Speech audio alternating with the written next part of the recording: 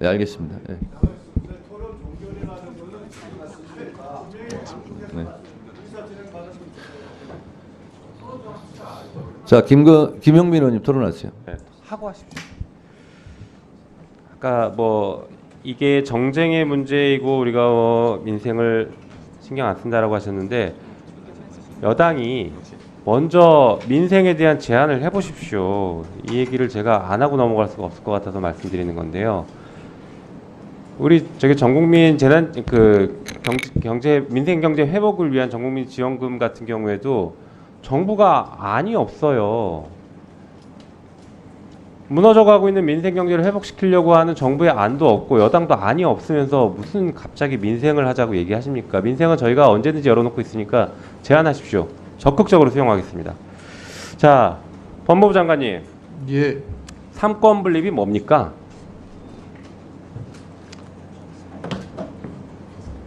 말씀해 주십시오.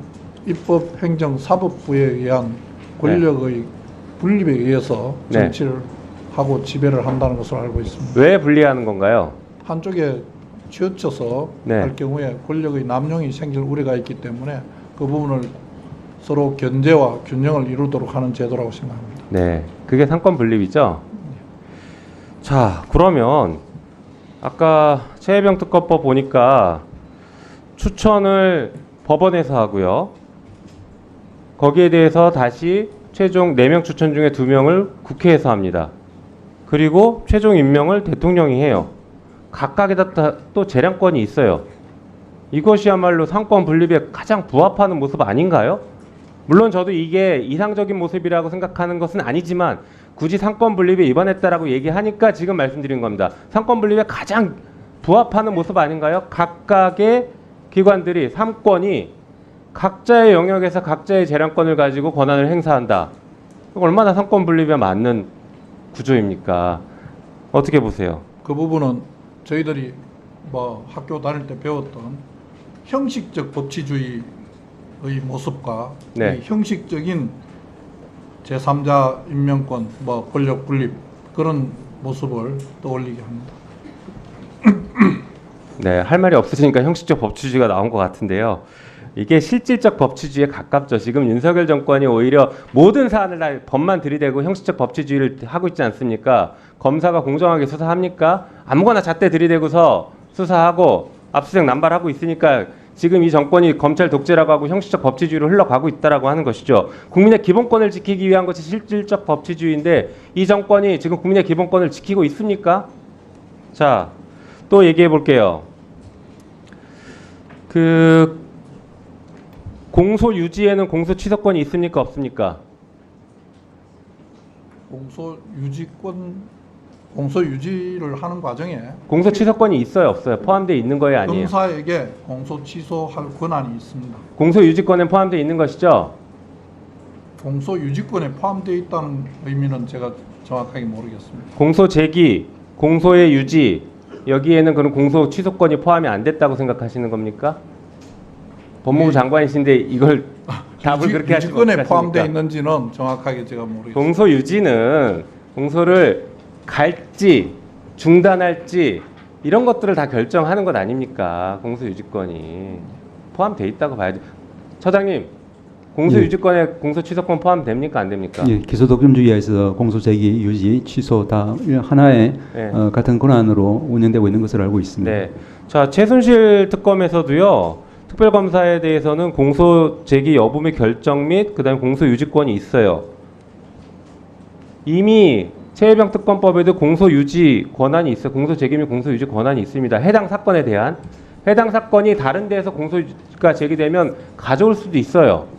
가져온 사건의 공소 유지권 중에 공소 취소권이 당연히 있는 겁니다. 그런데 그것을 명문화 시킨 거예요.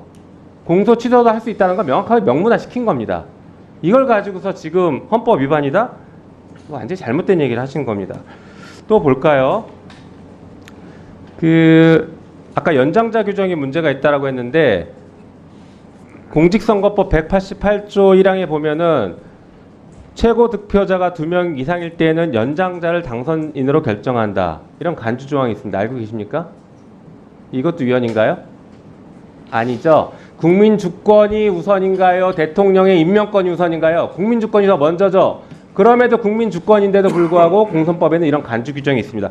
그리고 김건희 특검법은 곧 공소시효가 끝납니다. 10월 12일은 공직선거법. 네, 안내 말씀드리겠습니다. 유성범 간사 등 6분의 위원님께서 의사일정 제1항부터 제4항까지 제6항부터 8항까지 법률안에 대하여 국회법 57조 2 제1항에 따라 안건조정위원회 구성 요구서를 제출했습니다. 이 안건조정위원회 신청이 있었으므로 토론은 안건조정이 끝나고 이후에도 토론은 계속돼야 됩니다. 그래서 빠른 의사 진행을 위해서 여기서 마무리를 할까 합니다. 마무리를 하면서 박성재 우리 장관님께 한 말씀 더 드리면서 안건조정에 들어가도록 하겠습니다. 토론은 안건조정위원회 이후에 토론은 또 계속돼야 됩니다. 그때 하시면 되고요. 제가 한 말씀 드리겠습니다. 장관님 잘 들으십시오.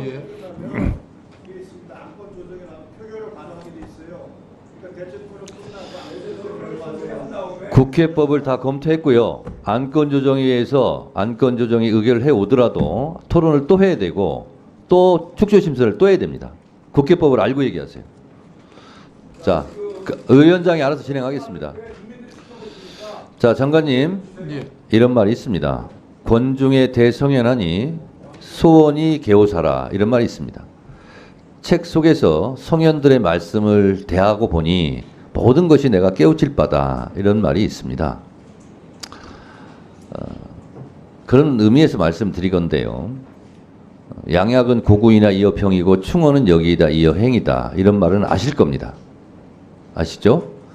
그래서 자고로 옛 개념으로 본다면 충신이라 하면 나에게 위험하지만 임금에게 이로운 말을 함으로써 내가 피해를 보는 겁니다. 그게 충신이고요. 간신은 나에게 이롭고 임금에게는 달콤해서 잘못된 말을 해서 임금에게 해가 되고 나에게 이익이 된다라는 기준으로 충신과 간신을 따졌다고 그럽니다. 제가 박성재 위원장님을 직접 비교하는 것은 결코 아닙니다. 그러나 지금의 국면에서 법무부 장관이 취해야 될 태도는 대통령의 어려움을 조금이라도 덜어주는 입장에서 장관으로서 국무위원으로서 역할을 해야 되지 않겠습니까?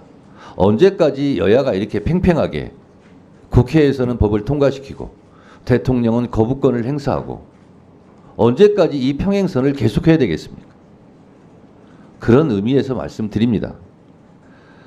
특검에 대해서는 대통령과 김건희 여사에 대한 연루된 의혹이 짙게 들여져 있으니 너무 집착하지 않는 게 좋겠다고 저는 충언을 드리고 대통령께 충언을 드려야 하고 그리고 거부권은 행사하지 마시라고 대통령이 받아들이든 안 받아들이든 저는 그렇게 건의해야 된다 이렇게 생각을 하고 있습니다. 뭐 제 말이 얼마나 장관님께 귀에 들리겠습니까만 저는 그렇게 생각합니다. 한 말씀 드려도 되겠습니까? 네, 한 말씀 하십시오. 예. 최상병 특검과 관련돼서는 위원장님께서도 잘 아시겠지만 저희들 법률 제도에 사실상 특검과 같은 위치에 있는 공수처에서 지금 수사를 하고 있습니다. 저희들이 그런 정부 기구를 만들었다면 그 기구에서 나오는 결과를 최소한 지켜보는 게 맞다고 생각을 하고 그다음에 과실치사와 관련된 부분은 검찰이 아니고 지금 자꾸 검찰에 대한 불신을 말씀하시는데 경찰에서 수사를 해서 그 결과를 검찰에 송치를 했고 그 송치된 부분에 대해서 검찰도 엄밀히 검토하고 있습니다. 이런 정상적인 수사를 거친 다음에 미진한 점이 있다면 대통령께서도 여러 번 말씀하셨지만은 본인이 이게 미진하다고 하면 특검을 요청하시겠다고 하는 마당인데 굳이 지금 아무런 결과가 나오지 않은 이 상황에서 위헌성이 가중되어 있다고 하는 이런 법률안을 계속 먼저 통과를 시켜야 되는지에 대해서는 법무부 장관으로서 굉장히 의문입니다. 위원장님께서 말씀하시는 장관이 대통령에게 옳은 말을 해서 대통령이 옳게 가도록 해야 한다는 부분에 대해서는 적극 동의합니다. 저도 그렇게 해야 된다고 생각하고 그렇게 할 것입니다. 근데 제가 염려하는 이 부분도 여기 계시는 위원장님을 비롯한 여러 위원님들께서 함께 좀 고민을 해주시면 감사하겠습니다. 네, 잘 알겠고요. 장관님께서 말씀하신 대로 다동의를 할 수가 없습니다. 아까 박지원 의원께서도 대통령실에서 양보하고 야당이 추천한 특검의 사례를 말씀드렸는데 그것은 여야 합의라고 그랬는데 여야 합의가 아니면 위헌입니까? 저는 그 발상에 대해서는 매우 놀랍습니다. 저는 이해할 수가 없습니다. 그리고 헌법 49조를 부정하는 얘기입니다. 헌법 49조는 국회 의사결정은 다수결로 하라고 돼 있습니다. 다수결로 하는 것이 위헌이라고 주장하는 법무장관의 말이라면 저는 그것은 받아들이기 어렵습니다.